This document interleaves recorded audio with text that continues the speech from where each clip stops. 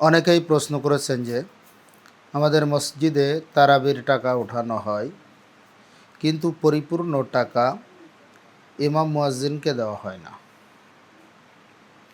অনেক মসজিদে দেখা যায়, অত্যন্ত আফসোস ও পরিতাপের সঙ্গে বলতে হয়, অনেক মসজিদের ভিতরে দেখা যায় যে তারাবির জন্য টাকা উঠানো হয়, যে তারাবি যারা পড়ায় সেই ইমাম সাহেবদেরকে টাকা দিতে হবে। দেখা যায় যে মসজিদ থেকে তারাবির টাকা উঠাইতে উঠাইতে 30,000 টাকা পর্যন্ত হয়। তো দুইজন খতম তারাবি হলে দুইজন থাকে তারাবি পড়ানোর জন্য হাফিজ সাহেব। দুই হাফিজ সাহেবকে 10-20 হাজার টাকা দিয়ে দেওয়া হয় এবং 10,000 টাকা মসজিদ ফান্ডে রেখে দেওয়া হয়। এটা সম্পূর্ণ দুর্নীতি এবং নাজায়েজ। বরঞ্চ যে জন্য টাকা উঠানো হয়েছে ওই খাতেই ব্যয় করা।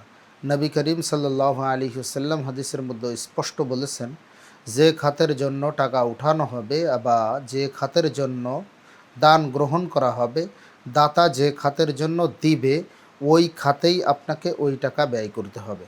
এই জন্য মসজিদে তারাবির জন্য বা ইমাম মুয়াজ্জিনের জন্য যে টাকা উঠানো হয় সেটা সম্পূর্ণরূপে ইমাম মুয়াজ্জিন এবং তারাবি যারা পড়ায় তাদেরকে দিয়ে দেওয়াই বাঞ্ছনীয়।